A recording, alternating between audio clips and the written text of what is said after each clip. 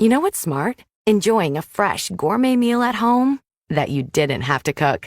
Meet Factor, your loophole in the laws of mealtime. Chef-crafted meals delivered with a tap, ready in just 2 minutes. You know what's even smarter? Treating yourself without cheating your goals. Factor is dietitian approved, chef prepared, and you plated. Pretty smart, huh? Refresh your routine and eat smart with Factor. Learn more at factormeals.com. This is the Michael K. Show podcast. I gotta get more K. Listen live weekdays at 1 on 880 ESPN, the ESPN New York app, and your smart speaker. And a good afternoon, everybody. This is indeed the Michael K. Show. We thank you for joining us on this Tuesday, a really chilly Tuesday, January 7th, 2024. No, 2025. I'm a year behind. Hope everybody's doing well. There's so much to talk about. And there is one positive aspect. And if you've listened to me over the 22 years that I've been on the station, there's one positive aspect of the show not being simulcast. And it's just one. And that is that as I speak to you right now, I'm doing the show nude. Because really there's no cameras, there's nobody's looking at me. It's a radio show. So my voice stays the same whether I have clothes on or not. I've always been a big advocate of if it's a big game, then you take your clothes off and watch the game in the nude. Now, if you were doing that for the Knicks game yesterday, not too good. They lost their third straight game, and it was a 103-94 loss to the Magic, an injury-ravaged Magic team that had played the night before and had not been at the top of its game. So it's weird the way the ebb and flow of our emotions go with the New York Knicks. Because when they had gone into Oklahoma City riding that winning streak, we thought, wow, the sky was the limit. And for the first half of that game, they were great. They went into their locker room at the half, and they were leading the Thunder, who also had a long winning streak. And then it kind of fell apart really in the fourth quarter of that game. Then they lost in Chicago, the second game of a back-to-back. And now they're on a run. Yesterday started a run where they play a lot of games at home. And that's usually where you want to get fat. But it might not be the case for this upcoming run for the Knicks. And the reason why is that you're looking at a situation where they start to play really, really, really good teams. So Orlando is a game that you should have. Then they play again tomorrow against Toronto. Now, take them lightly at your own risk, but that's a game that you should win. Then Oklahoma City comes into town on Friday, Milwaukee on Saturday, then Detroit on Monday, and Detroit's better than last year's Detroit. Then they go to Philly on the 15th. Then Minnesota comes to town on the 17th, Atlanta on the 20th. Then they go to Brooklyn on the 21st, and on and on and on we go. So there's a long stretch where they could actually sleep in their own bed, but they're tough teams. So, yeah, you weigh that with the fact that it's better to be playing at the Garden, but the Knicks also dominated on the road. And before last night's game, I think they were tied for the most games played on the road, and they had played very well on the road. But they got fat in December. And the reason they got fat in December is they played bad teams. And the Knicks are a good team. But now the old narrative is going to kick up. I can hear it. I see it on social media today. Well, you know what? He doesn't play his bench. His guys are exhausted. I mean, relax. First of all, he doesn't have a great bench. They had to give away the bench to make the moves that they made. So they've got to build up another bench. And Thibodeau, obviously, is a guy who's reluctant to use the bench anyway. So what do you want him to do? Do you want him to play Tyler Kolek? Is that going to change things for you? I think he's doing everything just fine. And I know what people are going to say. If you don't use your bench now, the team's going to be exhausted in the postseason. That's not why the Knicks lost last year. The Knicks lost last year because OG Anunoby got hurt. Everybody was injured. That's why they lost last year. That's why they didn't move to the conference finals. Not because they were overplayed. This is what Tibbs does. Either you accept it or you don't.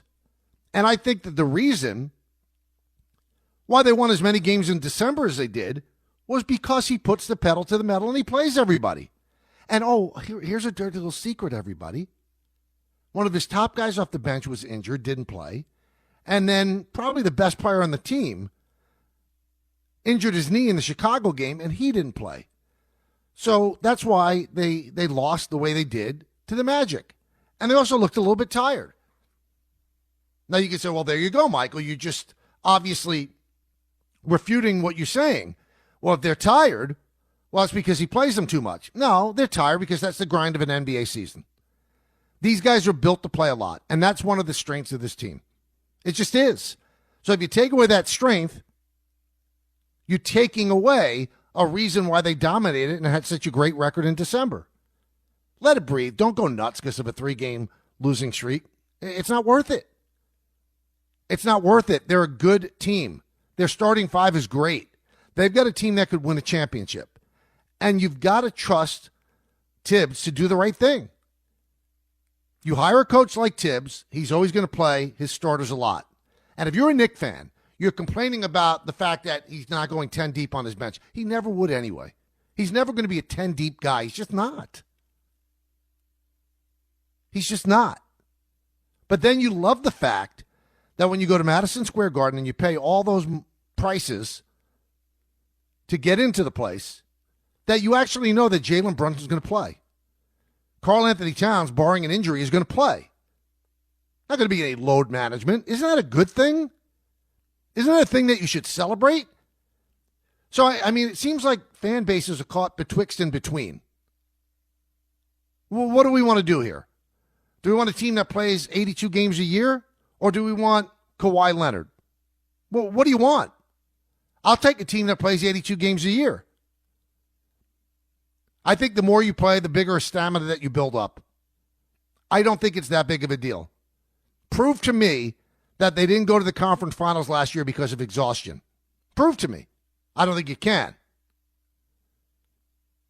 They didn't play well yesterday. Now, we also heard, and this bothers me, well, the energy wasn't there. And I love the fact that Josh Hart said, that's nonsense. We got outplayed. Don't give me the energy nonsense. I think that's a ready-made excuse for why you don't play well. Because you're not going to say they're better than us, because the Magic aren't better, especially without the Wagners and without Banchero. They're not better. So you got to look at it and say, you know what? I'm going to accept this. I'm going to ride with it. And at the end, they're going to be one of the top 4 teams in the East. Right now, they are right behind the Celtics. 2.5 games behind the Celtics. So the Celtics are 26-10, and the Knicks are 24-13. Now, did we really at any point think the Knicks were going to play at the pace that they played in December? It's impossible. You know who does that? The Warriors when they won 73 games. The Bulls when they won 72. Twice in a lifetime teams. Don't expect that. That's not this team. That's not this league anymore. I don't doubt. I trust the process with the Knicks. Everything that Leon Rose has done and everything that Tibbs has done has been touched by gold. Everything. The Cat trade. The Bridges trade. I love the way it's been talked about because it's true. They gave up 5 guys that are playing in high school right now for Mikal Bridges. 5 draft picks of guys that are playing in high school right now. Lottery tickets for Bridges. They shocked everybody by getting Brunson. They shocked everybody with the player that Hart has become. They're good. They're good. They don't miss Randall. They don't miss DiVincenzo. The only thing they miss with DiVincenzo is that when everything's right and everybody's healthy, they'd have a little bit of a different bench. Because when the team was first conceived, Josh Hart was supposed to be coming off the bench too. They'll work it out. They've got enough talent on the bench. They're good. Trust me, trust them. 1-800-919-3776. 1-800-919-3776. Give us a call. Now, we're excited about our first guest today because I was wondering last night, How do you go 22 years where you've worked with a partner or partners, in my case, Don and Peter, to doing a show by yourself? Now, obviously, I did shows by myself during that run where Don and Peter were on vacation because for some reason, the Pinhead Suits trusted me to do the show alone, but not Don and Peter when they should have. So when I was off or Peter was off, they wouldn't let Don go alone. They were afraid he would crash the vehicle. They were wrong. He would have been brilliant as he always is. But now I'm going into this brave new world where for 2 hours a day, you're going to hear me. So how do you handle that? How do you handle that after all this time of working with somebody, leaning on somebody, depending on somebody, relying on somebody, and then yesterday was all taken away, gone, over. Now I'm a lone wolf, solo K. And I said, who should I talk to for advice on how to do that? And I said to myself, what a wonderful world. Chris Russo's the guy to talk to. Mad Dog.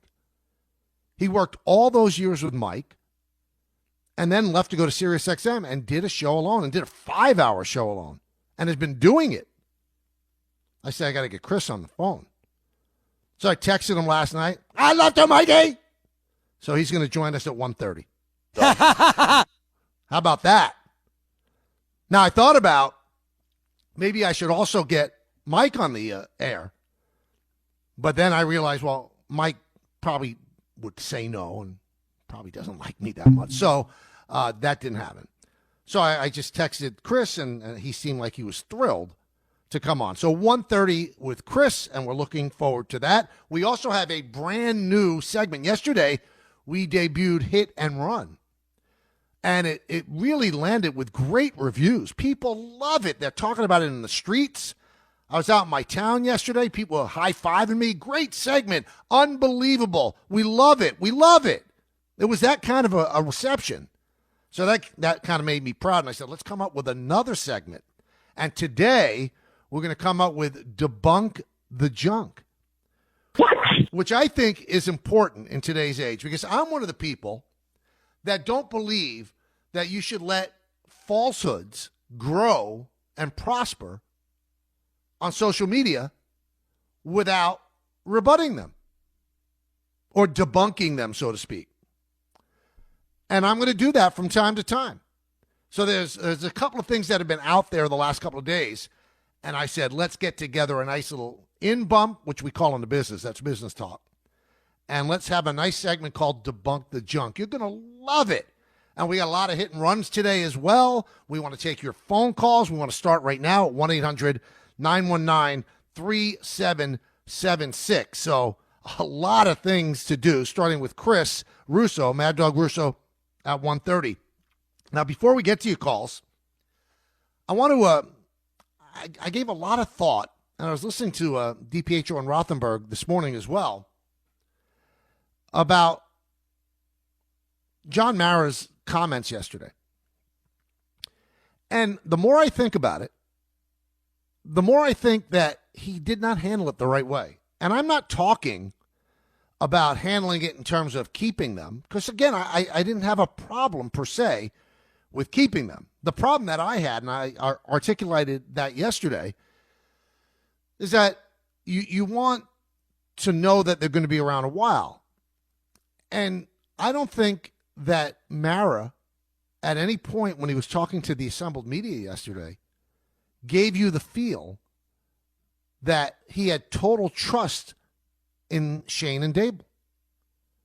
He wasn't overwhelmingly effusive. He said his patience is running thin. He actually admitted that the talent on this roster is not better than when those two guys came here. And he said, I want to see results. Well, that's not the thing to do. That wasn't the way to roll. Because if you do it that way, then if they start off 0-2 next year, they're going to be flying planes over MetLife. They're going to be calling for these guys' heads. And what did you do? You just extended the misery for a year. I keep reading today, well, he doesn't have the stomach for another job search of a GM and a coach. Well, I'm sorry, that's your job. You own a team, you better have the stomach for it. You better have the stomach for it. It just doesn't make sense to me. Either you give them a huge vote of confidence, and the thing that he could have said yesterday was this. You know what?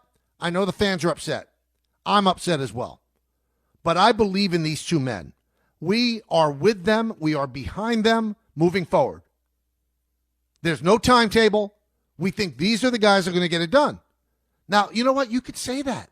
You could actually say that to the public and engender some faith and confidence. And then when you're behind closed doors, you go, oh, these guys stink. They better do it quick or I'm firing them next year. That's okay. But if you really do feel like that, then you should have fired them. But if you do believe in them, then articulate it and say, I believe in these guys and they are our guys moving forward. Because what did you do? You didn't belly flop into the pool. You dipped a toe. Oh, we're going to keep him another year. We'll see. And maybe Brian Daboll shouldn't be calling plays. I didn't like the way the defense played. And the fact that the talent isn't as good as it was when they took over 3 years. I mean, imagine that. So what are you hanging your hat on with Joe Shane? That he had a good draft this year? Well, he had a terrible draft the year before. And he's one of the few people in the history of the world that actually selected somebody from Alabama that can't play with the 7th pick of the draft in Evan Neal. So that doesn't really engender that much confidence. I just thought that his meeting with the media yesterday kind of left me empty. And also there's a good follow, a big Giant fan that does not like that they kept him. And I didn't write down the name of the follow, but I did write down some of the stuff that they said. And they dug deep into Brian Daboll. See, he was the offensive coordinator with the Browns in 2009, and they finished 29th in offense. He did the same job with them in 2010. They finished 31st in offense. Then he moved on to Miami in the same role. 2011, they were 20th. Not awful, but lower half. 2012, Kansas City finished last, 32nd. Then in 22, as the head coach of the Giants, they were 20th. 23, they were 30th. And this year, they were 31st. So that does beg the question. And I'm a Brian Daboll fan, but I'm just giving you the facts. Did Brian Daboll make Josh Allen, or did Josh Allen make Brian Daboll? That is a big delineation, because if it's Josh Allen making Brian Daboll, then you're hanging your hat on a guy that might not be as great as we assume that he is because of how great Josh Allen is. That is a conundrum for the Giants, because think about this. Brian Daboll had 3 years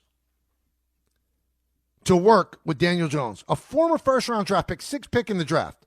3 years. Did Jones get any better? The first year, they said, well, he did win a play. Look at his numbers. They weren't that great. He didn't get any better. Then he had the injury. And then this year, he was awful to the point that they released him. So where was the magic touch? That's a key. That's something we have to keep a close eye on. And as far as the Jets, Rex Ryan is interviewing today with Woody and Chris and the gang.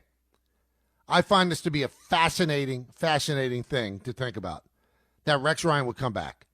Yesterday on DPHO and Rothenberg, they said, they were interviewing him, and he said he's definitely going to get the job. If he gets the job, I'd be stunned. Because what you're doing is you're becoming a revisionist historian. His first 2 years with the Jets, mostly a roster built by Mangini. He went to the conference finals. Everybody celebrates that, and they should. But one of the times going to the conference finals, the Colts pulled all of their starters up the field in the last game and gave the game to the Jets. Otherwise, Jets wouldn't have made the playoffs. And then the last 4 years weren't good. Now, I believe that he was submarined by having Idzik as the GM who didn't like him. I'll give him that. But then immediately got a job in Buffalo and lasted 2 years and was fired. And hasn't coached since. And now I keep hearing from people, well, he's learned his lesson. How do we know? The best thing that he said publicly, other than like really being thirsty for this job, is that the Rodgers Country Club would be over if he took over. And I think that was Saleh's biggest mistake. I always said, if you're going to bend over backwards for Aaron Rodgers and it doesn't work out, you're going to lose your job. And that's exactly what happened to Robert Saleh. Letting Aaron Rodgers go to that Egyptian vacation and miss mandatory minicamp, that was the beginning of the end. The beginning of the end. And Rex said he wouldn't let that happen. I applaud him for that. But is he really the right guy for this job? And then I keep hearing, well, if it's not him, it might be Aaron Glenn. Do you really want to bring in a defensive guy again? You just failed with one with Saleh. You really failed with one with Ulbrich. And you failed with offensive guys, too, in Gase. I get it. But you heard Steve Young yesterday on the show. The guys that work are the visionaries offensively, that see the field differently than everybody else, see the field differently than the defensive guys. So not only are you going to recycle Rex all these years later, but you're bringing in a defensive guy in an era of unprecedented offensive production. I would be stunned if he gets the job. I think it'd be great for us, everybody in the media, because he's a quote a second. Quote a second. But is that really the right move for the Jets? They can't do better than recycling Rex Ryan. He's not exactly Billy Martin. At least Billy Martin won a championship with the Yankees when they kept bringing him back. And by the way, continuing to bring back Billy Martin was a huge mistake. But he did have a track record. Now, Rex did very well with the Ravens as a coordinator. But as a head coach, what does he have? One of the championship games, they had a lead at the half, and they blew it. And then the other time they got in the playoffs, it was given to them. They would not have been in the playoffs. And then he didn't go for the last 4 years. So how? How is that the right move? I'm just saying. All right, let's take some phone calls, 1-800-919-3776. And we'll start with Tony in New York. Tony. Hey, Michael K.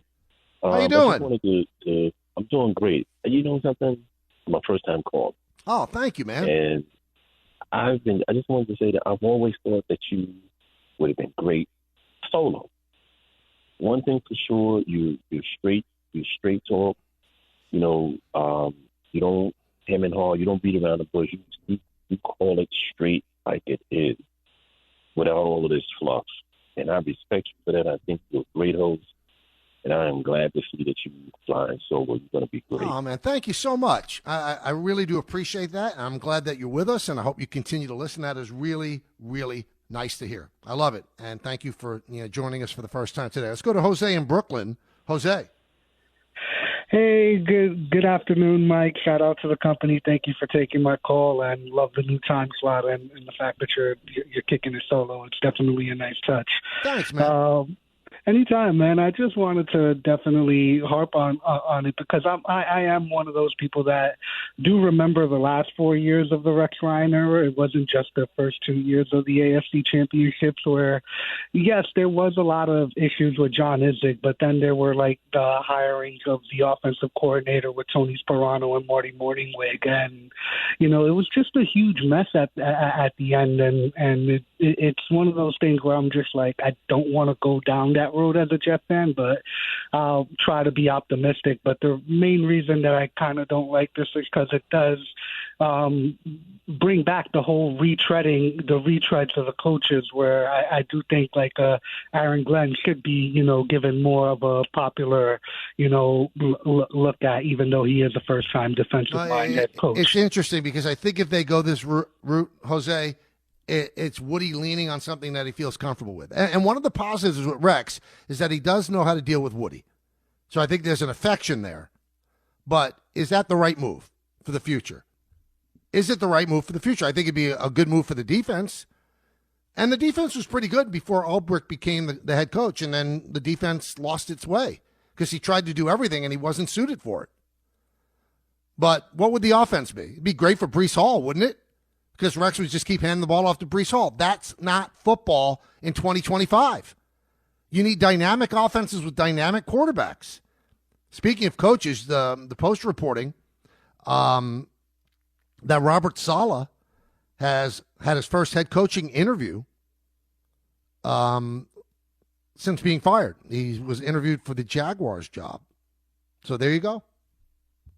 I hope he gets a job because I think he was a good guy, and I believe the Jets would have been much better if they didn't fire him at 2-3. And boy, did that rankle me yesterday in that Brian Costello story in the Post where Woody said he has no regrets about firing him. Well, then you're clueless. You have no regrets about firing a guy 2-3 about to go into a game where they're playing for first place against the Bills, and then they completely collapse. But you have no regrets. Then you're not self-aware. You're not a smart football person. How could you have no regrets? Does that make any sense whatsoever? That's what worries me about Woody making this pick. And also Mike Tannenbaum was part of it as well, our colleague at ESPN, his consulting firm, and he does love Rex. Again, I would be flabbergasted if Rex got this job. I know he wants it. I know it's his dream, and, I want him to be happy. He seems like a good enough guy, but that would not be my top choice for the Jets. It wouldn't. Christopher Mad Dog Russo. Oh, yeah. He's going to join us in just a moment where I ask him straight out, how do you go on in life when you lose your partner? How do you do it? How difficult is it? Is it manageable? I think Chris has thrived, but we'll see. Maybe he has some advice that I never even considered. That's coming up on a big, big show. New segment, hit and run again. It's going to be great. More of your phone calls. It's the K Show right here on 880 ESPN. What makes a great pair of glasses? At Warby Parker, it's all the invisible extras without the extra cost. Their designer quality frames start at $95, including prescription lenses, plus scratch-resistant, smudge-resistant, and anti-reflective coatings, and UV protection, and free adjustments for life. To find your next pair of glasses, sunglasses, or contact lenses, or to find the Warby Parker store nearest you, head over to warbyparker.com. That's warbyparker.com.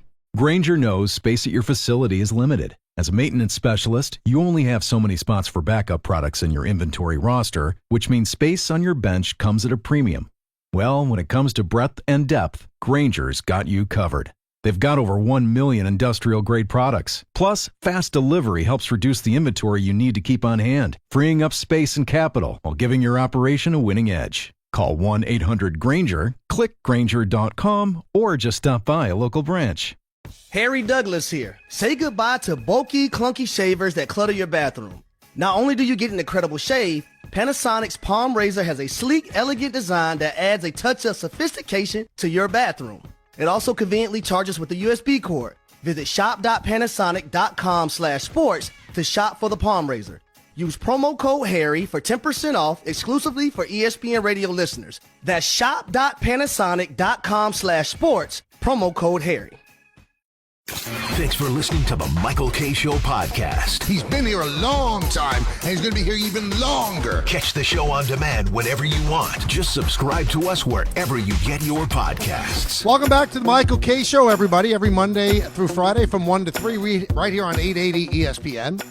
I've been saying that, after 22 years of working with a partner and the last 9 years working with two partners, now doing a solo show, and there's only one other guy that I could think of that could give me advice on how this moves forward. And that is the Hall of Famer, Christopher Mad Dog Russo. You know him on Wednesdays on ESPN and then obviously on SiriusXM during the week. And he joins us now. Christopher, how you doing?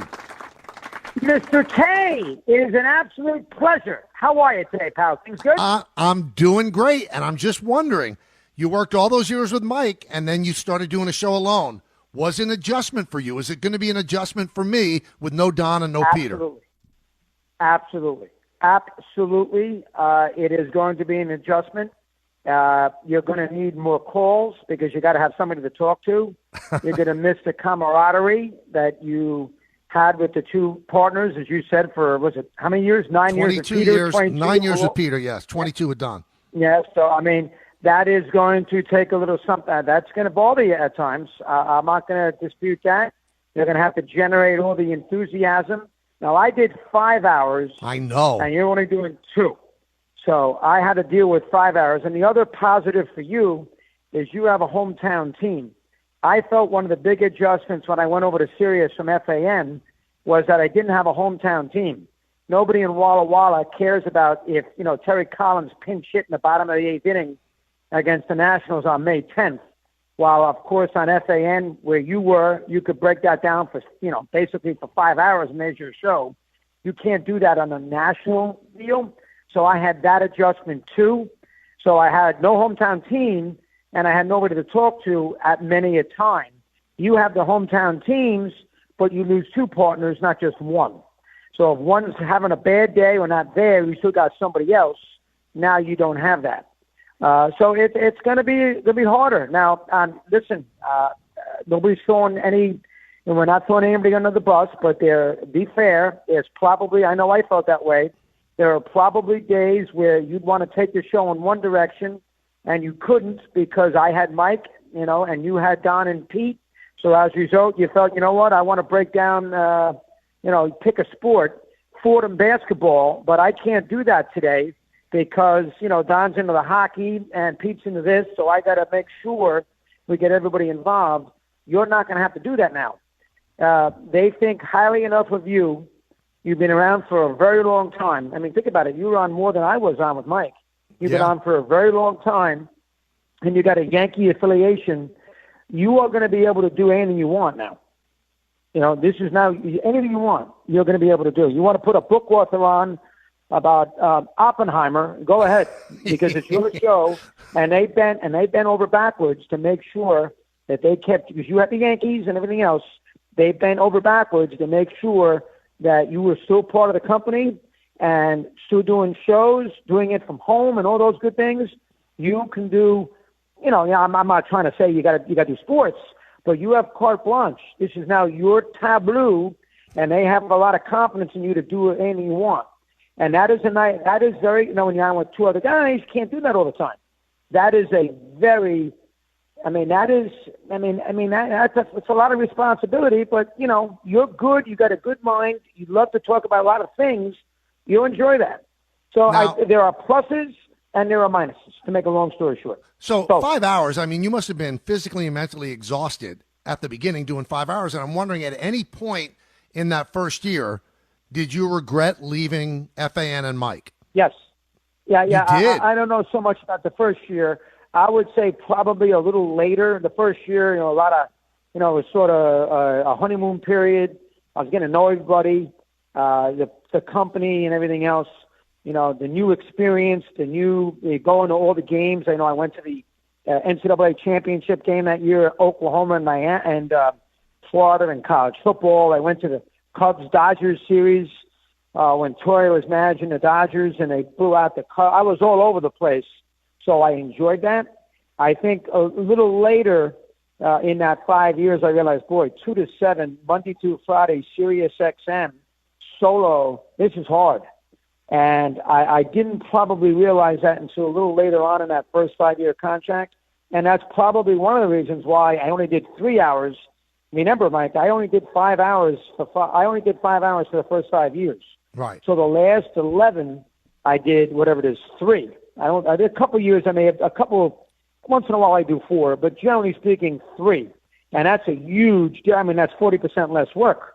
So that's a huge difference. Getting home at 7:30 instead of, I got the 7:19 train every night. I got home at 8:45. For 5 years, that's a lot. So it took me. I didn't realize how long 5 hours was on Sirius based on the fact there's no commercials. So I didn't quite realize that. I learned how to deal with it, and I'll tell you this, and the same thing goes to you in a different way. I'm a much now you wouldn't know it because you're not listening all the time. I'm a much better talk show host now than I was 20 years ago. Now, I'm different because with Mike, we had to work together. We had to figure out how to move the show along and everything else.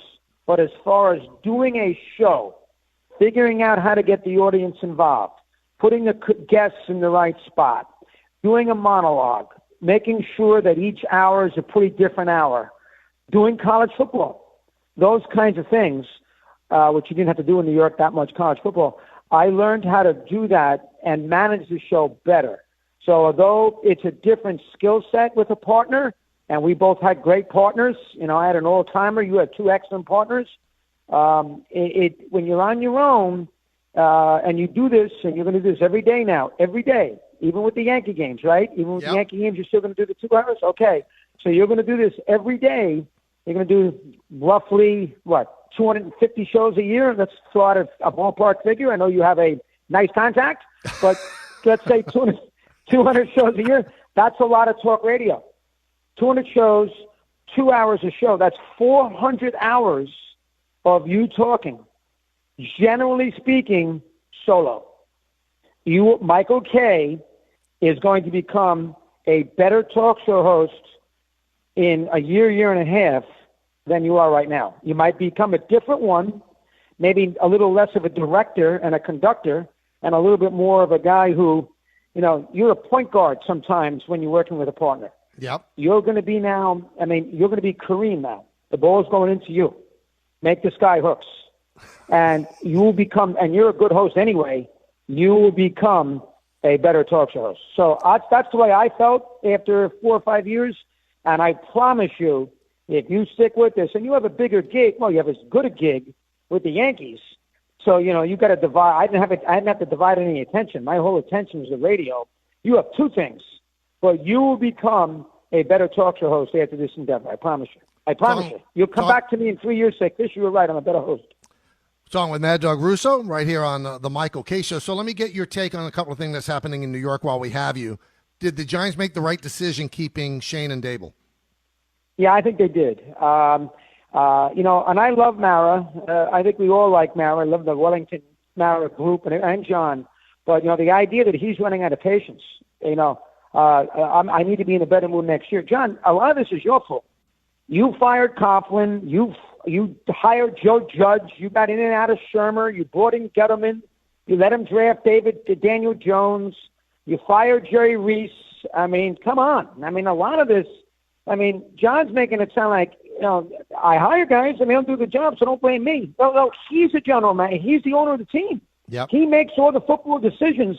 So he's got, I love John, but his quote yesterday, I'm running out of patience. Well, John, we're running out of patience with you. This is a football family. The team's a disaster. But having said that, I don't think it's fair to blame Dable. Shane had a good draft scenario. They haven't had a quarterback. I think they got a break. I don't think these 2 quarterbacks are great. So I think not having a pressure to draft one is an advantage. And if they had the first or second pick, the whole world would want to take Sanders or Cam Ward. So I think overall, I think John made the right call. I thought the tenor of his press conference, like, you know what, I'm with you fans. I'm running out of patience, but I didn't want to go. We'll give him another year. John, we're giving you the time. You've been running this team now for a long time. Ever since you fired Coughlin, this has been, you had the 1 year with McAdoo, then it fell apart. This has been a disaster, and you're the owner. You take responsibility. Don't always throw it on the coaches and the GMs. That's what I would say. On the Jet side, today they're interviewing Rex Ryan. You think that's the way to go? I don't, but what's your thought? I don't either. I happen to agree with you wholeheartedly, and I like Rex. He's got a lot of personality, and he was much more successful here than he was given credit for. But I don't think you go back to Rex. I really don't. I got to start new. I got to find somebody, and nobody thinks Woody Johnson's the answer. So this is an incredibly big hire. I don't think Vrabel's coming here, and I think that's why Mayo was fired quickly, because I think Kraft doesn't want to lose Vrabel to the Jets. Absolutely. So I think at the end of the day, Vrabel will be in New England. But I don't think myself, and I don't want to knock Rex because I like Rex. We all like Rex. But I don't think, and Rex basically coming in, I wouldn't give Rodgers the time off. And a little too boisterous, you're crying out loud. It wasn't like he was Weeb Eubanks. He ain't win a Super Bowl. So I wouldn't go in that direction. But I'd be worried about the Jets too. Would you bring back Rodgers? Is, I would think about it. Where else you going? Where are you getting a quarterback? He's such a pain in the Kirk rear. Cousins. Where are you going to get a quarterback? You're going to have?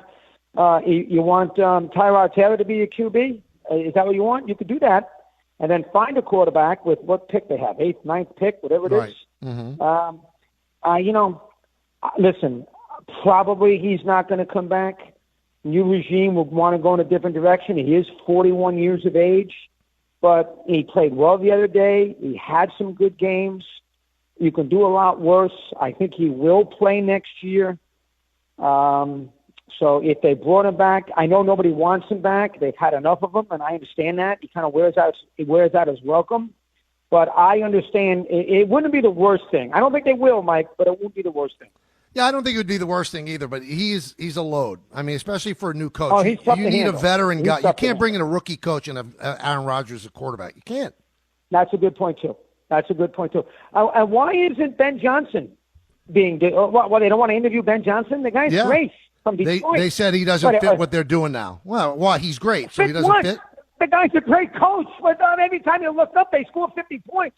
Well, and they're 14-2, 15-2. Last year they should have beaten the freaking Niners if, in fact, Campbell kicked a couple of field goals. I mean, gee whiz. What, he's unavailable? He doesn't fit him. Like, he fits every other team. That, to me, they must think he doesn't want to come here. That's got to be it. See, that's the homely guy that doesn't want to ask out the beautiful girl. They know they have no chance. That's a good point, too. Well said. See, you're learning how to be a better talk show host already. That's a very, very good job. Well, I know you got to get ready for work. I thank you for giving me this advice. You know how I feel about you, Chris, so thank you for popping on with me on the first week. You'll be good, Mike. You're going to be a big host. You're going to be different. It's going to be different, and you're going to miss your buddies, and you're going to miss the camaraderie. I'm not denying that. But as far as you being a host in a year, I promise you, you're going to feel like you're better. You're the best. Thank you, man. Okay, buddy. You got it. Be well.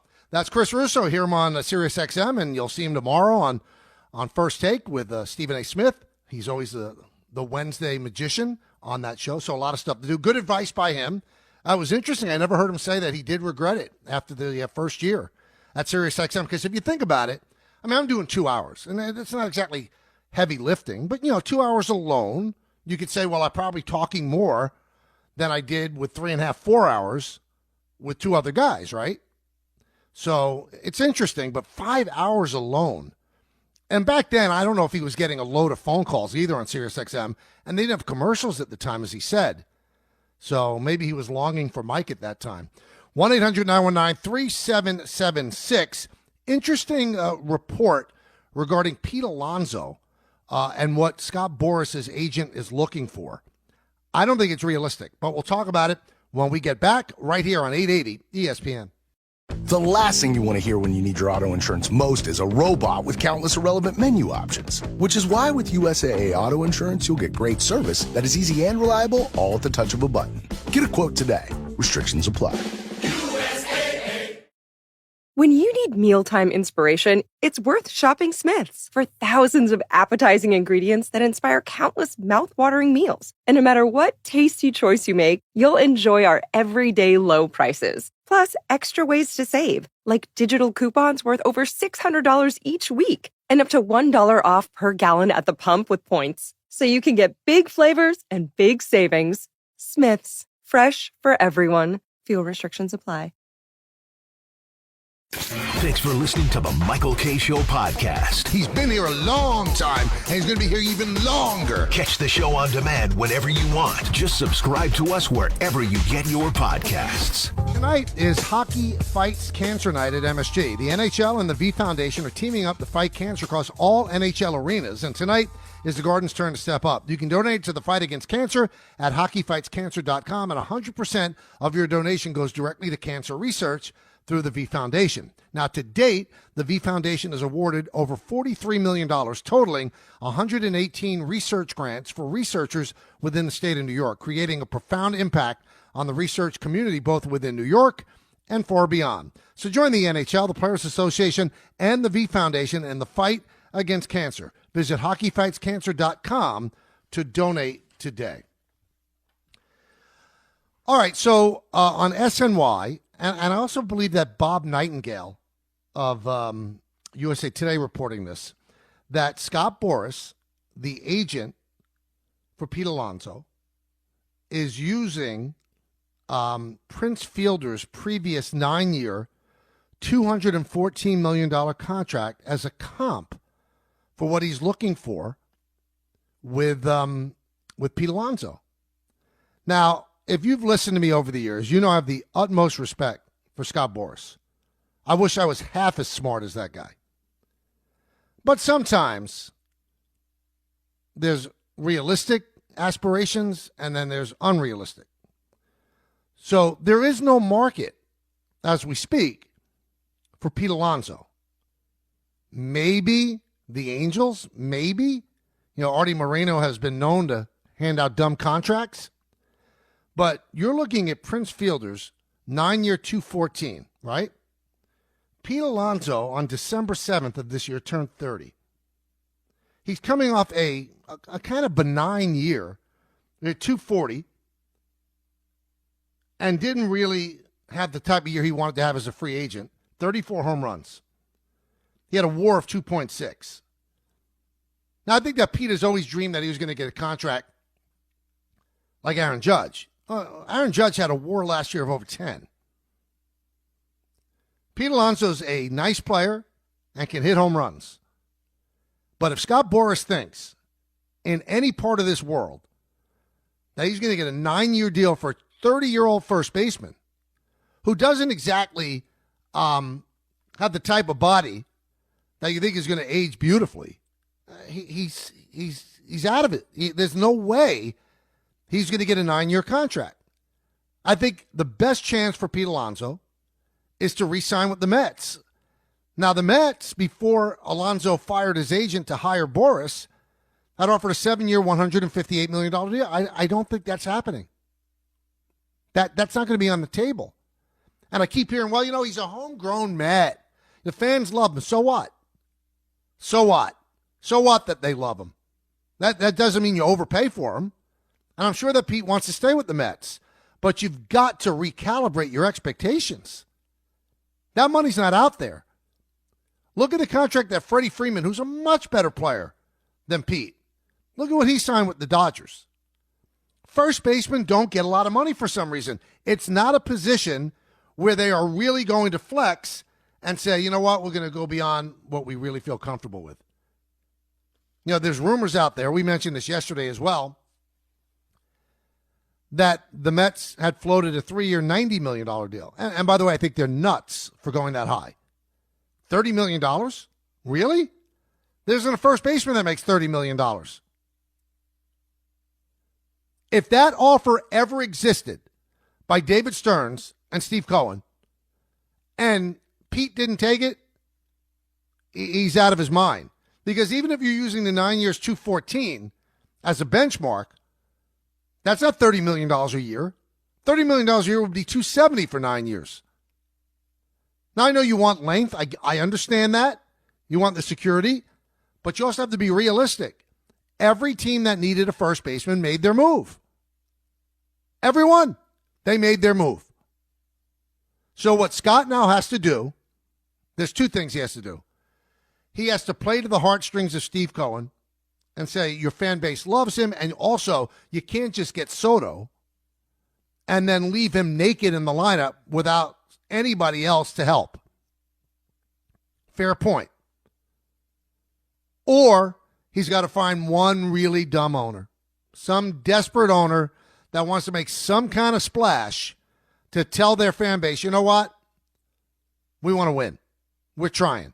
Maybe that's Artie Moreno. Artie Moreno has certainly gone that route before, and he's regretted every big contract he's ever signed. Josh Hamilton, regret. Albert Pujols, regret. Rendon, ultimate regret. None of his long-term contracts works out. None of them. Look at the Pujols contract. It was an albatross. They ended up getting rid of him. And then he had a renaissance when he returned to the Cardinals. You think that Artie Moreno is giving Pete Alonso a 9-year deal at the age of 30? Every long-term contract he's ever signed has been brutal. Sometimes you have to learn from your mistakes, right? And, dirty little secret. Prince Fielder was better than Pete Alonso. And that was a different time and a different place. Front offices are so savvy now that they put valuations on people and they put valuations on positions. They're not putting that kind of valuation on a first baseman. Jose Abreu signed a 3-year, $60 million deal with the Astros. They released him in the middle of the second year. So they made their move already to get a first baseman. The Yankees made their move to get a first base. Let me tell you a little secret, everybody. It was out there in the media. Now, the Yankees are considering Pete Alonso. They never considered Pete Alonso, ever. There was no way the Yankees were signing Pete Alonso, ever. Now, it behooves the people around Alonso to make people in Major League Baseball think that the Yankees were in on it. They were never in on it, ever. And they needed a first baseman. But they were never in on it. He didn't fit the profile. They want to keep first base open if and when it's time to move Aaron Judge to first base. So you're going to sign a long-term contract with Pete Alonso? That makes sense. And every team that wants a long-term first baseman, wouldn't you wait one more year and get Vlad Guerrero? Didn't that make more sense? Wouldn't that make more sense? So you see reports like this. You know, when I was single, you know, I wanted to date Jennifer Aniston. No basis in reality. Scott Boras is using the Prince Fielder 9-year, $214 million contract as a comp. There's no basis in reality. If Scott can get Pete Alonso a 9-year deal, whatever the number is, he should be anointed the greatest agent in the history of professional sports. Every single player in Major League Baseball should hire him. If he could get Pete Alonso a 9-year contract. It's outrageous to even expect it. Well, football fans, buckle up. Because for the first time ever, we've got 5 straight days of playoff football in college and the pros. And FanDuel is celebrating with a great playoff payoff. That's a no-sweat, same-game parlay every day for all 5 days. With a no-sweat SGP, you can combine your bets from the same game for a chance at even bigger winnings. And if it doesn't hit, you'll get bonus bets back. So not only do we get to watch 5 straight days of playoff football, but that's also 5 chances to win big. Just visit FanDuel.com/K to be part of this epic run. That's FanDuel.com/K. It's the great playoff payoff, and it's only on FanDuel, America's #1 sportsbook. 21 plus and physically present in New York. Opt-in required. Minimum 3-leg parlay required. Refund issued as non-withdrawable bonus bets that expire 7 days after receipt. Max refund $5 unless otherwise specified. Restrictions apply. See terms at sportsbook.fanduel.com. For help with a gambling problem, call 1-877-8-HOPE-NY or text HOPE-NY. That's 467-369. You know what's smart? Enjoying a fresh gourmet meal at home that you didn't have to cook. Meet Factor, your loophole in the laws of mealtime. Chef-crafted meals delivered with a tap, ready in just 2 minutes. You know what's even smarter? Treating yourself without cheating your goals. Factor is dietitian approved, chef prepared, and you plated. Pretty smart, huh? Refresh your routine and eat smart with Factor. Learn more at factormeals.com. This is the Michael K. Show podcast. I gotta get more K. Listen live weekdays at 1 on 880 ESPN, the ESPN New York app, and your smart speaker. Oh, yeah. Everybody was excited about this segment yesterday. So we said, oh, well, let's do it 2 days in a row. And I'm walking around. This is new for me. I'm walking around with this little notebook. I'm now that guy. And everything I see or everything that I hear, I just pull out a pen and write down something that I think would be interesting in a little quick hits. Now, those that didn't join us yesterday, what Hit and Run is, I used to do it when I had a column in the Daily News. Just little quick thoughts. Don't have to delve that deeply into it. Now, if it's something that interests you, you could certainly call in to comment. But here we go. So Luis Ariz is supposedly on the Yankees' radar. And it seemed like it was hot yesterday. Not as hot today. They don't seem like they're that close. But I would say this one thing. A lot of people like Ariz, and I like Ariz too. He's an average hitter in a sport that's kind of lost that art. You know, they don't care if you hit 220 as long as you hit your home runs and the strikeouts don't matter. Well, Ariz is a bat-to-ball guy. But one thing I would tell you, well, there's 2 things that concern me a little bit about Ariz when it comes to the Yankees. He's a bad defender. He's not even as good as Gleyber. And Gleyber was a minus defender, especially last year. Ariz would not be great at second base. And a left-handed singles hitter at Yankee Stadium sometimes plays against type. because a line drive to right field, the right fielder's playing shallow because it's so shallow in right field. A lot of those singles could be caught. So that's something to look out for, and that's something that you shouldn't sign up for immediately and say, oh, yeah, got to have a rise. I think if they get him, they can make it work because he's a brilliant tactician with the bat, but it's not a perfect fit. I'll say that. It's just not a perfect fit. This one will surprise you. If you've ever heard of Taylor Sheridan, he does a whole bunch of shows, and a lot of them are on Paramount Plus. You know, he's the genius behind Yellowstone, the Sylvester Stallone vehicle, Tulsa King, and Landman, which is the newest one, and has Billy Bob Thornton starring in it. I got to tell you all something. And believe me, I am telling you this, and I truly, truly think it's legitimate.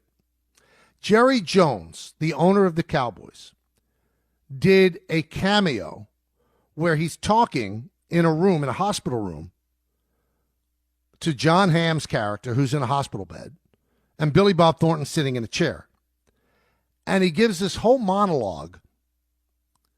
I think it would be about 4 minutes long, 5 minutes. I mean, any like established actor would have a hard time nailing this.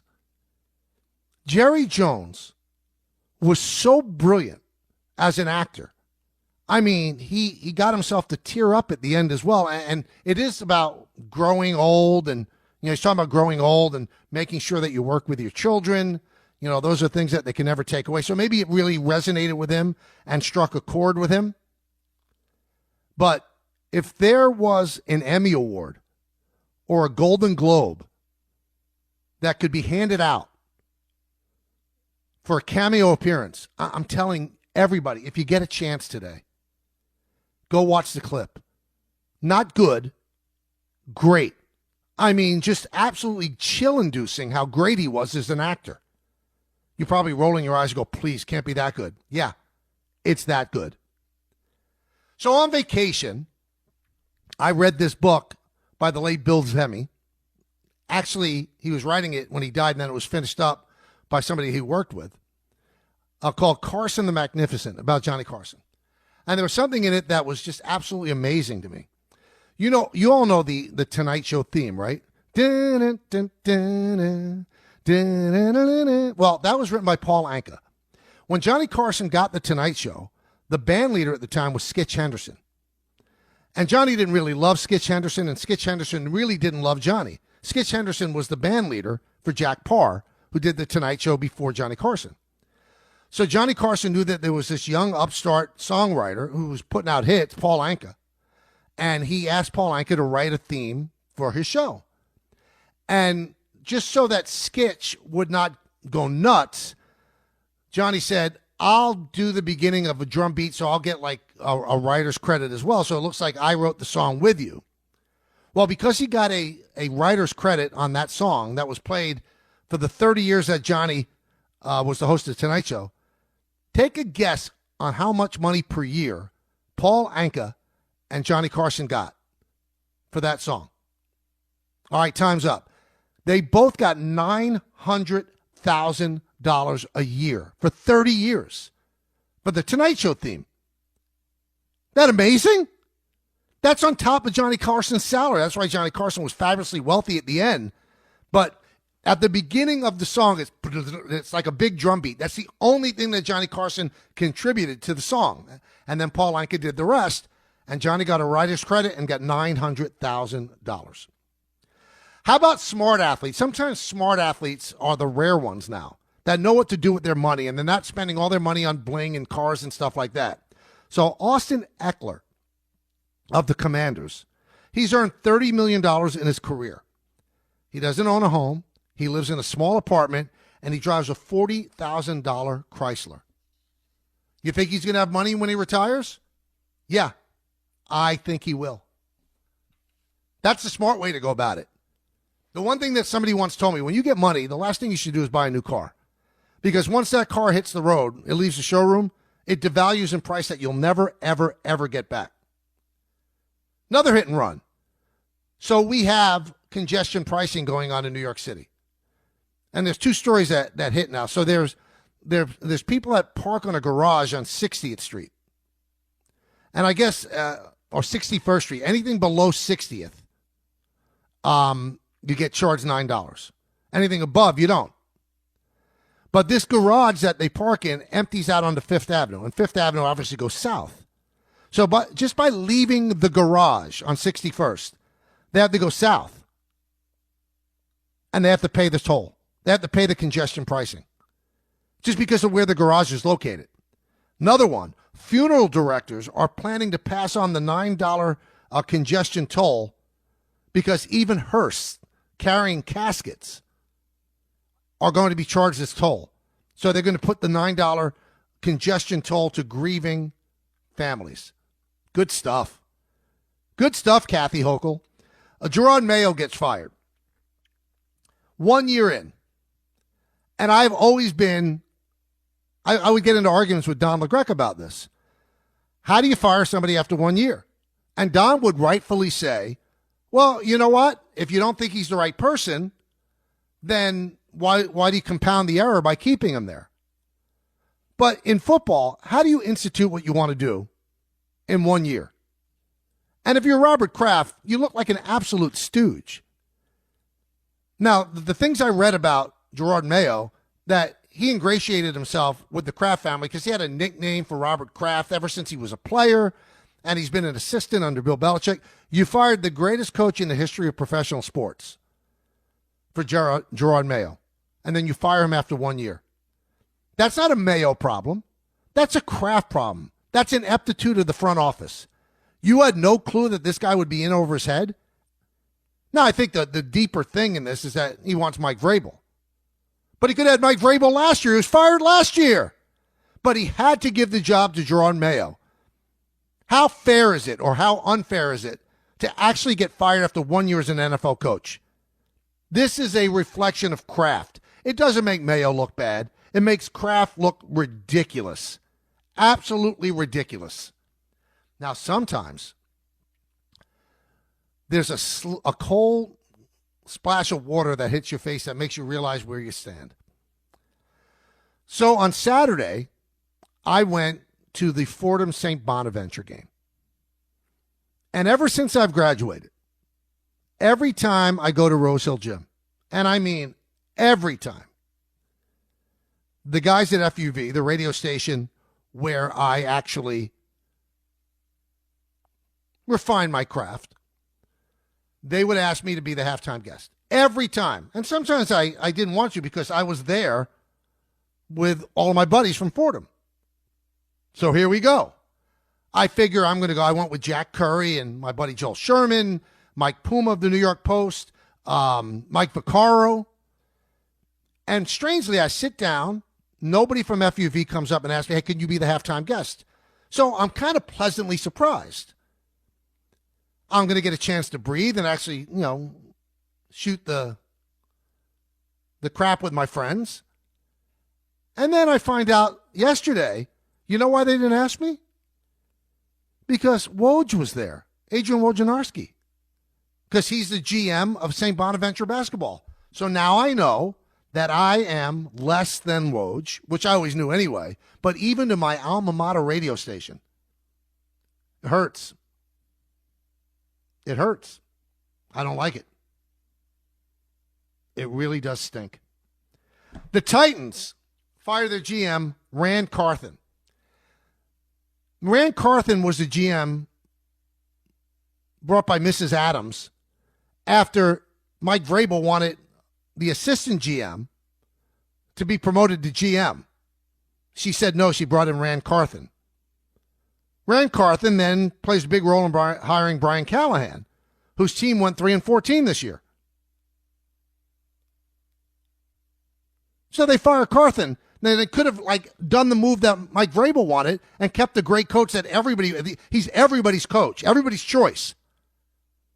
Bad organizations are bad for a reason because they don't know what they're doing. And finally, I saw this in the Post. And really, you could tweet me at Real Michael K, or you can call in. I don't believe it. I wonder if you believe it. But if I read it in the Post, I believe it. nearly half of Americans carry spare underwear in case of an emergency. I don't. Do you know anybody that actually carries another pair of underwear in case they soil themselves? I mean, you got to have some. Now, there are some people with issues, and my heart goes out to them. But half of America does not have issues intestinal. So what exactly are you doing? Why are you carrying an extra pair of underwear? And I'm starting to think maybe I'm doing the wrong thing. Maybe I should have a couple of pairs of Fruit of the Loom in the car in case something happens. That shocked me. It really did. 1-800-919-3776. Let's go to the phones. Let's go to Jimmy in Staten Island. Hey, Mike, how are you? Good, Jim. What's up, man? Congratulations on your solo career there, and I actually think I'm going to enjoy this a little bit more. Oh, thank you. First of all, that's nonsense about carrying underwear. I don't know a soul that does that. Me neither. Second of all, the scene with Jerry Jones had to be one of the best scenes I ever seen in my life for 4 minutes. And I actually do believe the reason why it was so good was he's talking about his own life.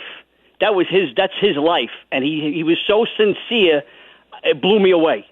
I'm glad you said that because people are thinking, okay, he's out of his mind. Jimmy, didn't you get emotional watching it? It was so good. I couldn't believe that he was actually breaking down. I'm thinking like I'd be doing the same thing if I was a rich guy like that. I wanted to work with my family. I mean, the lines he had, the way he presented the lines, and it blew me away. I couldn't believe it. Yeah, I'm glad you backed me up on that because it was amazing. Again, it's from the show Landman, the Taylor Sheridan vehicle on Paramount Plus.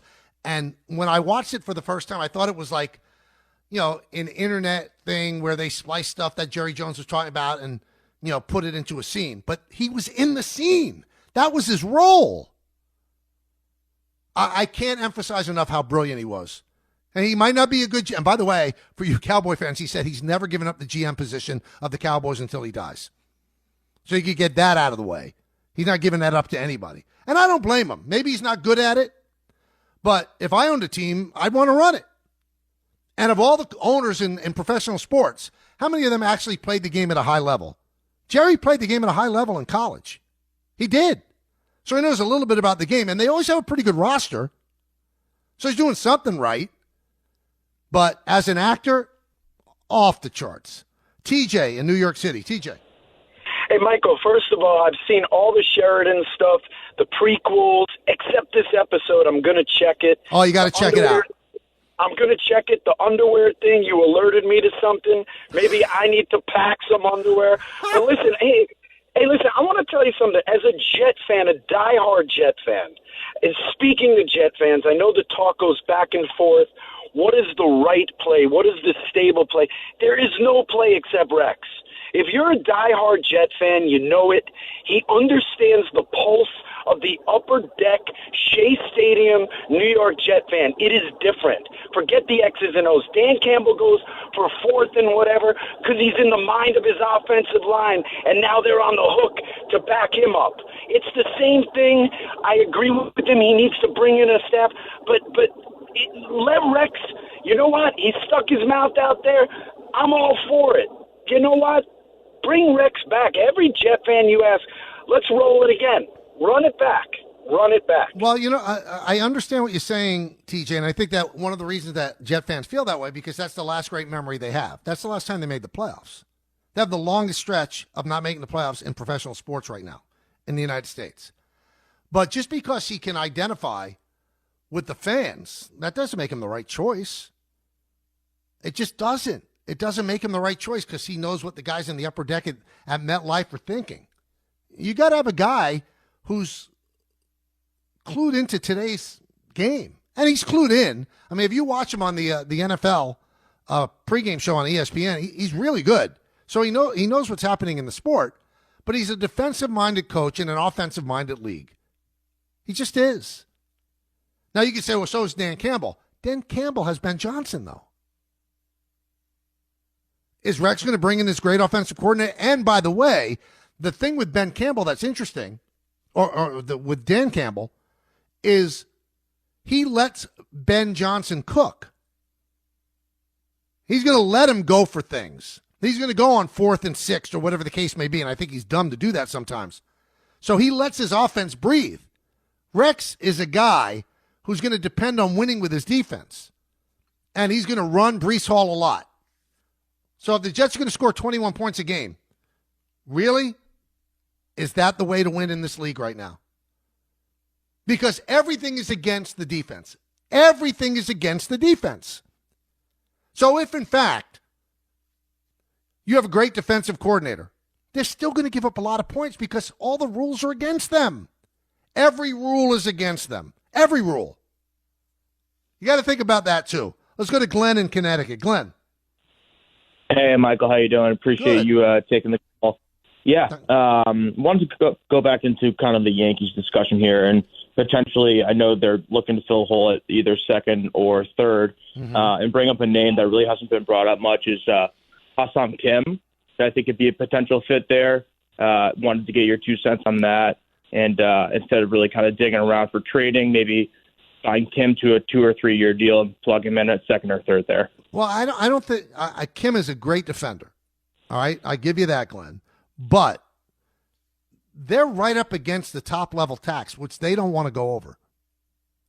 So anybody they get, they're going to have to give up some salary in order to fit that underneath. And the second baseman, I think, is going to be Chisholm. And at this point, unless they get a real second baseman that can come cheap, Chisholm's going to go back to third. But if Chisholm plays second, then it might be a combination of DJ LeMahieu, Oswaldo Cabrera, Oswald Peraza. Now, that doesn't light your boat. It doesn't light my boat either. And I've said this on the Yankee Hot Stove on Yes as well. To me, this whole thing, well, we're going to go with that trio at third base and Chaz Chisholm is going to be at second. It has the whole Bubba Crosby feel to it. It has the kind of feel where, Bubba Crosby's going to be a center fielder. Until at the last minute they sign Johnny Damon. So I think there's still a move to be made, but I think a lot of moves that might be made are predicated on one thing, shedding salary. And the most likely way to shed salary for this Yankee team is trading Marcus Stroman. And I don't think there's a team out there, and it shows you what a bad signing it was. There's not a team out there that's going to pick up all $18 million. Not a team. So if the Yankees could somehow entice a team to take on, 11 of the 18 and the Yankees eat 7, then that gives them $11 million to play at the second base position or the third base position. But I said it at the time. I didn't understand the Stroman signing. I mean, that was their pivot after they missed out on the guy they wanted. So I just didn't think it was a good pivot. I think he's a tough, gritty competitor. But in this day and age in baseball, people are looking for velocity. He throws 88, 89 miles an hour. So if they cannot move him, then that's an indictment of signing him. And they better be careful, because if he ends up having to pitch, maybe 25 starts this year. Right now he's the 6th starter. But if he makes 25 starts this year, he's going to go over 140 innings. And if he goes over 140 innings, you know what that means? Then they have a third year they have to deal with, because that option kicks in. When Brian did it, I didn't understand it. He had a good first half of the season, and then his stuff flattened out, and he struggled. Never gave up. He's a tough guy. When you look at Marcus Stroman and you realize this guy's a major league pitcher, you realize how tough he is. But his stuff is short. His stuff is just not at major league dominant level or even major league average level. I don't think. So if they're trying to trade him and they can't, then that's further proof that it was a bad signing. Let's go to Joe in West Harrison. Joe, what's up? Mike, long time. How's everything? Happy New Year, you and your family, buddy. How's everything? Everything's good, and Happy New Year to you. Good. Maybe the reason why so many Americans are bringing an extra pair of underwears, maybe they're all full of poo. Sorry, but I'll be here all week, Mike. I love it. Anyway, so listen, getting to the Jet thing and Rex. I would bring Rex back as a GM, a consultant. People forget that he won with the former general manager Mangini's players. I mean, and his arrogance outdoes his actual talent. I mean, the whole thing with the I don't kiss the ring of Belichick. I mean, come on. Why don't you win some? And, yes, he did bring us to 2 playoffs. But one, I believe, was the lucky one when Manning didn't play. But regardless, I don't want him. I wanted Vrabel. Aaron Glenn would be on my short list. But, I think we need, like everybody's been saying, we need to change the culture. And no matter if it's an offensive coordinator or defensive coordinator or whatever, you got to bring that person in, and they have to make the right choice at offensive coordinator. One thing, you did say something that does resonate with me. Change the culture. Rex would change the culture. He'd have the players believe. Players love him. He's like a players type of coach, but he can also discipline. He's not going to give in to them. And he's going to make the fan base believe. He is a salesman. And I've said from the very beginning, I mean, he's been like politicking for this job for a couple of months now, ever since Saleh got fired. And I think if he doesn't get it, it's kind of a bad look. Tessa from West Caldwell yesterday called, he's looking really thirsty. I mean, he really wants this gig. Let's go to Ryan in Georgia. Ryan. What's going on, Michael? First of all, I'm one of those guys that pack an extra pair of underwear in my car. Why? Tell me why. I want to know. Listen, you may have to go to the bathroom. You may not make it. You may have an accident, Michael. I'm just saying, at least you got a clean pair of underwear just in case that accident happens. That's all I'm saying. You just never know. You never know, all right? But what I wanted to ask you for real, like, how do you even feel about Rex getting an interview without a GM in place? Well, I think it's weird. I believe that a lot of coaches, they interviewed Vrabel as well. So that's something that you're going to have to look at too. So I think it's better to do the GM and have the GM pick the coach. But the Jets have a weird structure where the coach reports to Woody, and the GM reports to Woody, and the coach doesn't report. So I think that's part of the problem too. I agree with you. In a perfect world, I think the GM is hired first, and then he helps hire the coach. Because if you saddle a GM with a coach that he's not comfortable with, it doesn't make sense.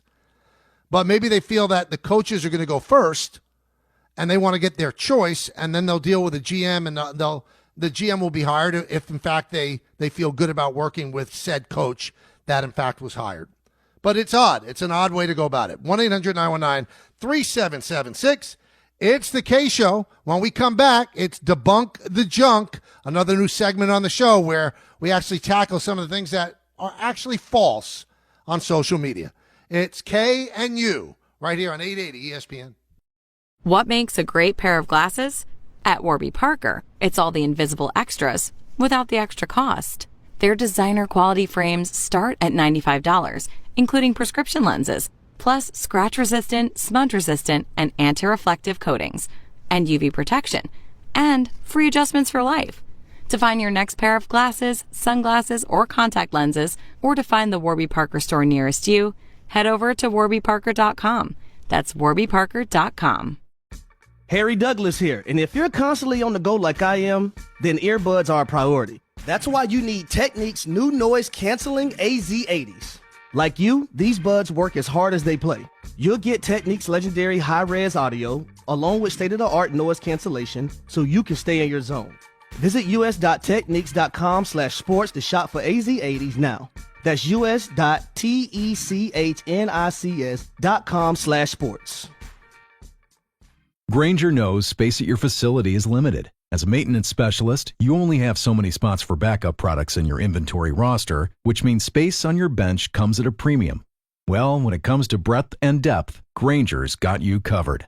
They've got over 1 million industrial-grade products. Plus, fast delivery helps reduce the inventory you need to keep on hand, freeing up space and capital while giving your operation a winning edge. Call 1-800-GRAINGER, click Grainger.com, or just stop by a local branch.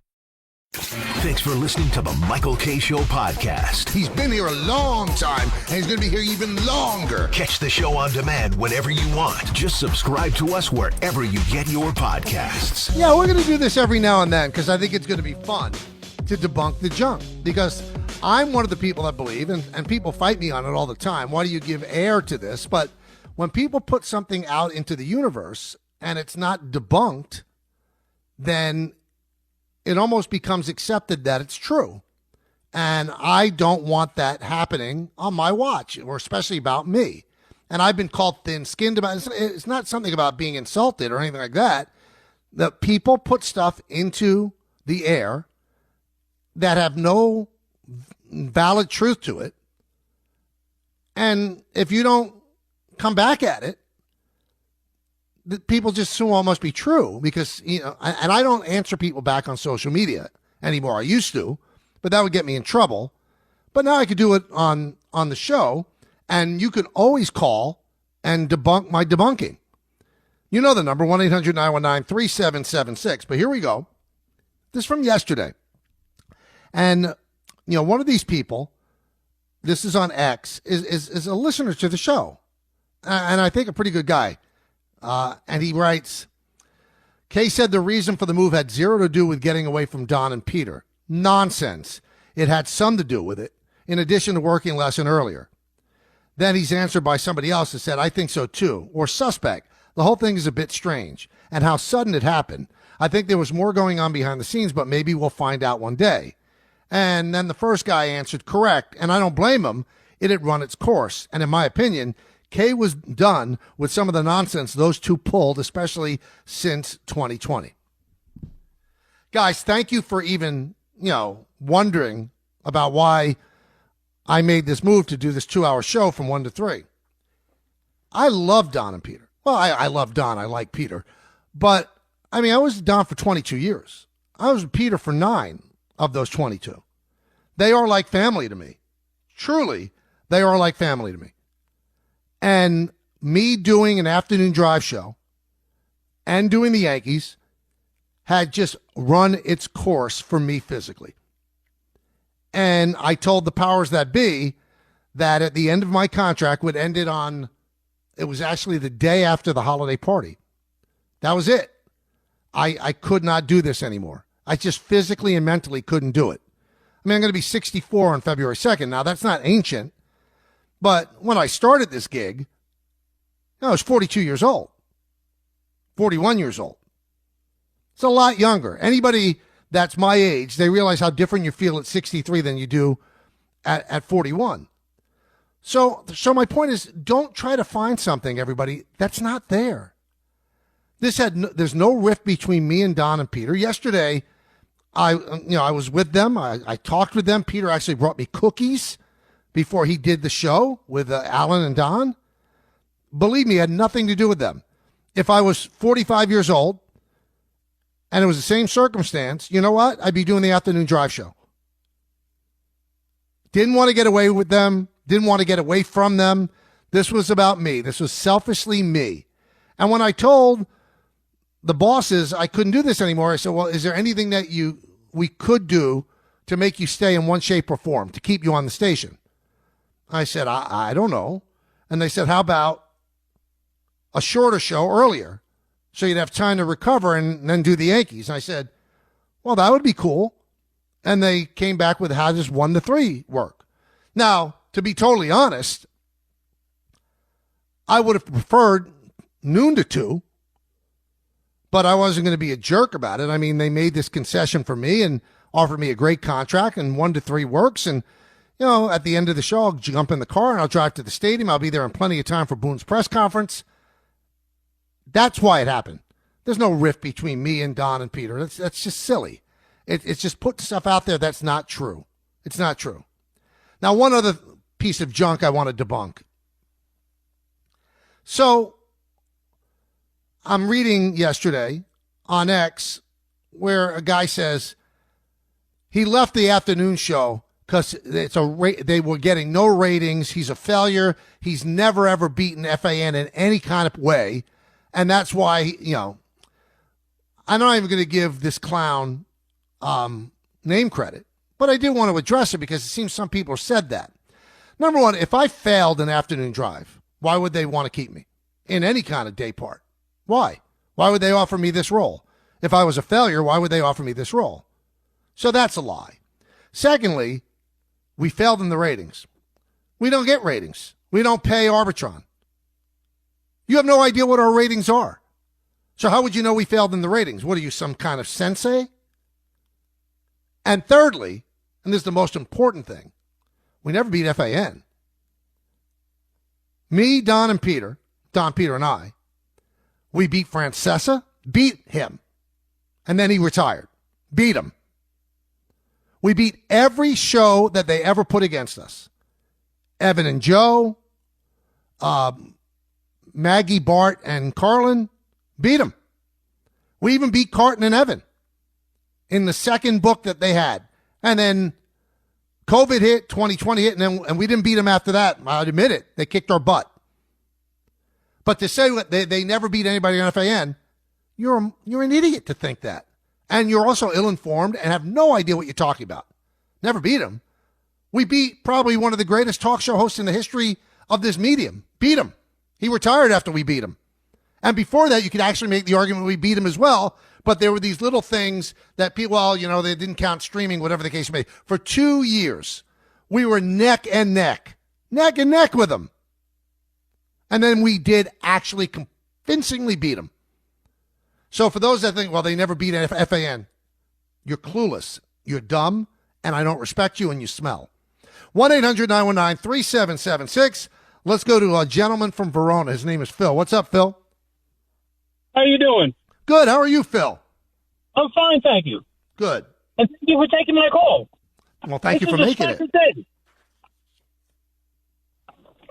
What was that, bud? I said this is a special day. Why is that? Now I'm on the radio. There you go. Well, what do you got, Phil? I'm talking about the three things. Okay. One is that I'm a Jet fan, and I watched the Jets win back in '69. So I'm old. Okay. Second thing is taking a piss is one of the things I've done on myself because I had a weak bladder. And so I had extra underwear and extra pants. So I understand that. But the bladder's okay now. And so I don't have to carry around the extra underwear and pants. Now, the other thing is, you sound great.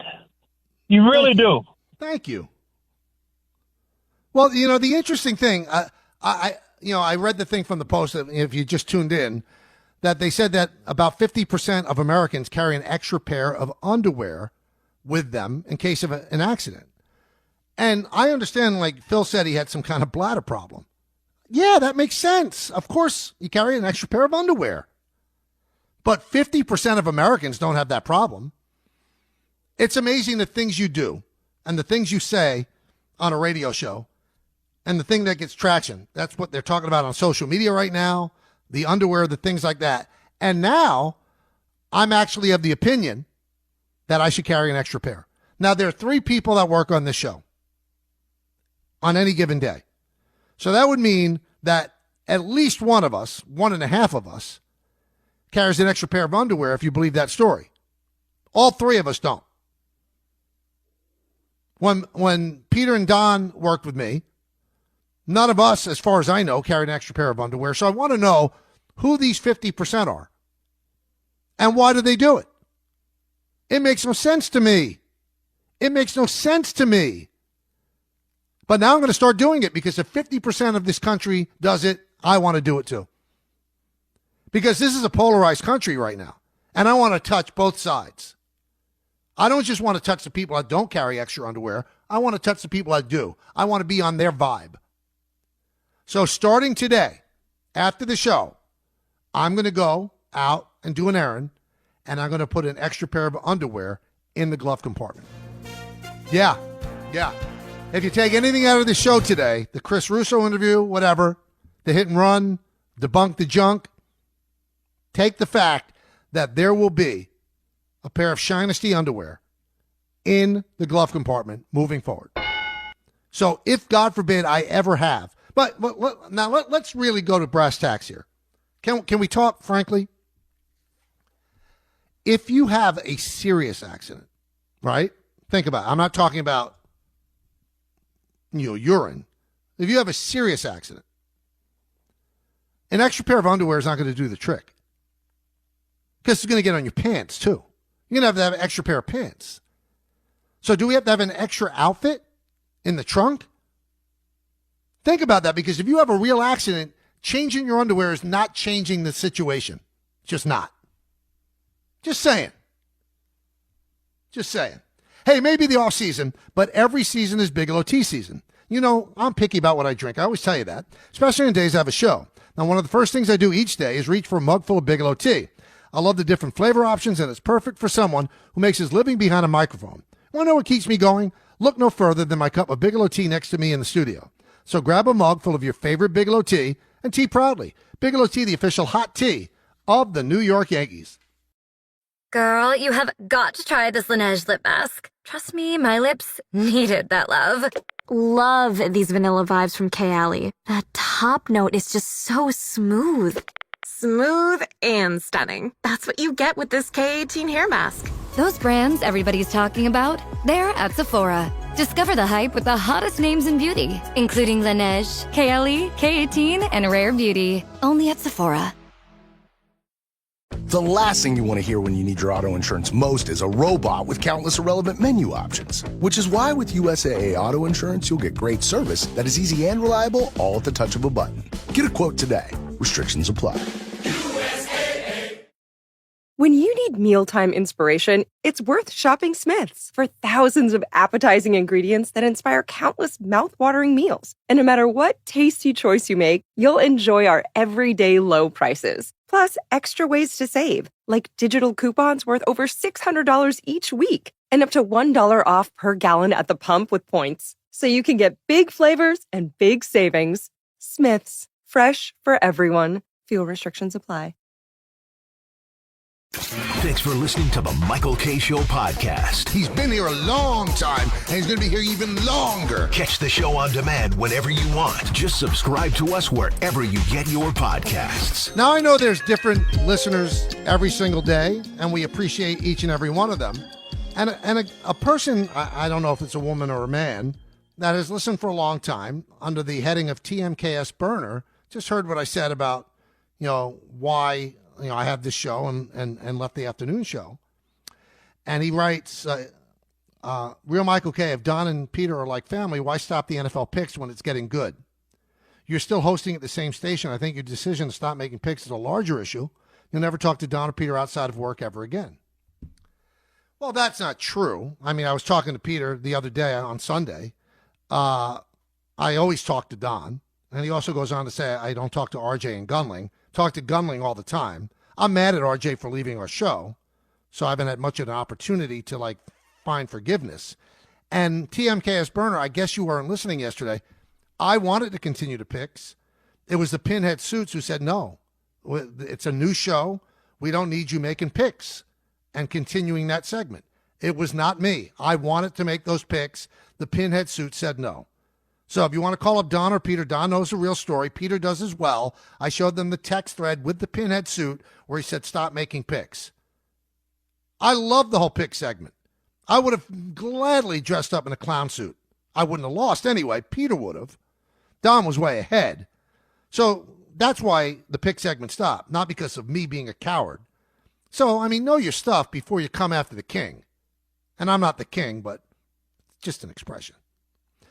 I wonder sometimes why GMs give in to unhappy players. So Jimmy Butler's unhappy. He can't find his joy playing in Miami. And it looks like the Heat are going to trade him. Never. If I was a GM, that's why I couldn't be a GM, because I'd be vindictive. You have a contract and you can't find the joy playing for me? All right, then sit on the bench or sit at home and rot. You'll never step on an NBA court again. Ever. Ever. I'm not going to make things easy on you. Now, the counter argument is, well, maybe they trade Jimmy Butler and get somebody that could help them. We'll see. But I think if most GMs stopped giving in to recalcitrant players, then there wouldn't be those that demanded trades. I was a firm believer that Sean Marks should have never given in to Kevin Durant. Ever. No, you're playing here. We fired a coach for you. We reconfigured everything here for you. You're staying. And if you don't play, then you know what? Then you don't play. Then your career is over. Same thing with Tyreek Hill. So after Sunday's game, he said, he wanted to be out of Miami. And I give Miami a little credit because their GM, Chris Greer, and their head coach, Mike McDaniel, met with Hill. And he didn't accept he didn't demand a trade to them. He didn't walk back his comments, though. And he also had pulled himself out of Sunday's loss to the Jets. And McDaniel said he met with Hill for an hour on Monday, made it clear that it's not acceptable to leave the game and won't be tolerated in the future. And he said that Hill was accountable in the meeting.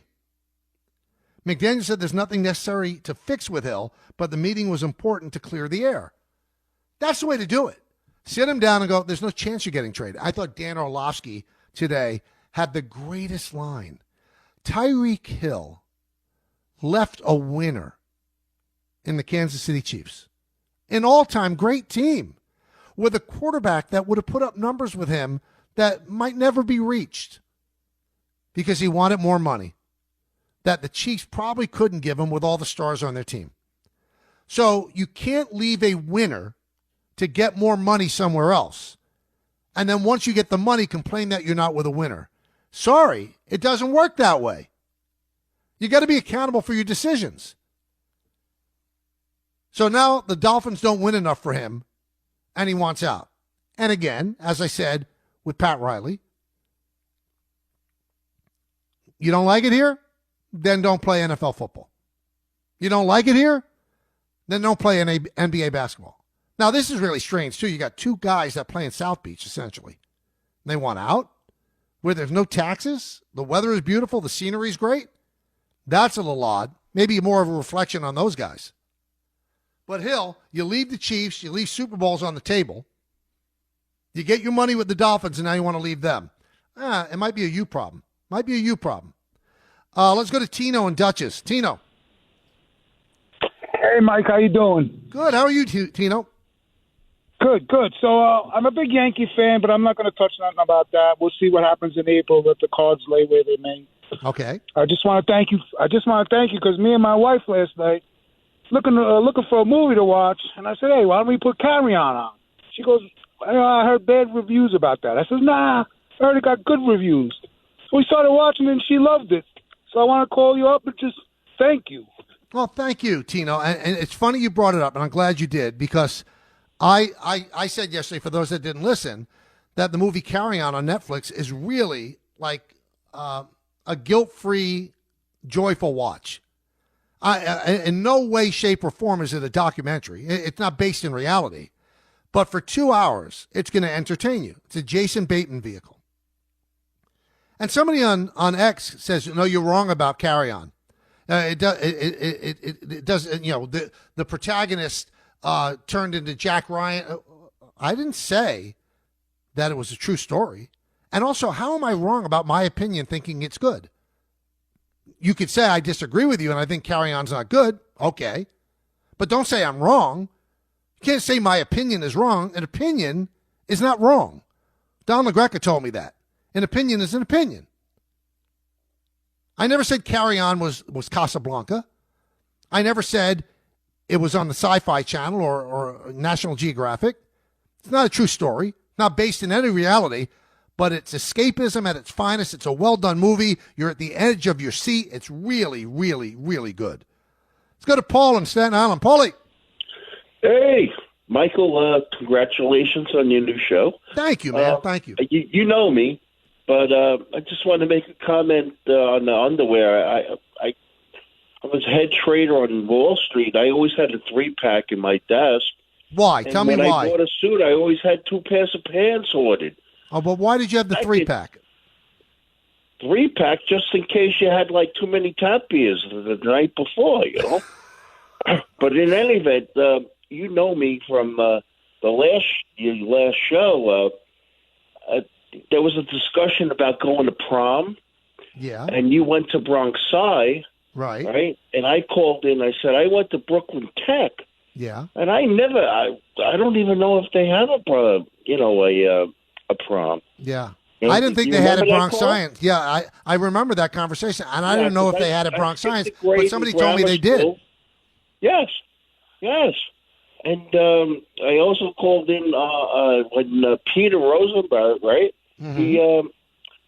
He set up a dinner with wrestlers and everything. He picked the venue and everything else, and he asked for credit cards from the people. He set it all up, and I called in. I said, "How could he's a small potato guy." And he insulted me by calling it's anti-Semitic. And both you and Don said, that's a stretch. And he said, where did it, and I don't know if it was you or Don, said, where does that come from? Well, I mean, the thing with Peter, he has alligator arms. You know, he's a little cheap, and I understand that. But if you put together a dinner, you have to pay for everybody. If you invite everybody, well, unless it's like everybody, well, we're getting together, and then you throw your credit cards in together and you split it. But if you're the one putting it together and inviting everybody, I think you almost have an obligation to, hey, this is on me, baby. And Peter makes big bucks. Maybe they'll talk about this coming up. The Don, Hahn, and Rosenberg vehicle, it's off to rave reviews. The first day, people are talking about it. I listened on my ride home. They're so good. They're so great. It's like I never existed. It's like I never took place. It's like I'm not even missed. And it hurts me a little bit, but I understand. It's just been seamless how good they are. So stay tuned for that. Stay tuned tomorrow. We have a big show. We have Mike Lupica on with us, and we have Mike Breen on with us as well. So it's going to be an unbelievable show from 1 to 3. Coming up, Don, Hahn, and Rosenberg. And in the words of Billy Joel, life is a series of hellos and goodbyes. I'm afraid it's time for goodbye again. See everybody. Have a great night. Thanks for listening to the Michael K. Show podcast. You know what? Check yourself. Hear more from Michael K. weekdays at 1 on 880 ESPN. Suck it up and like it. The ESPN New York app and your smart speakers.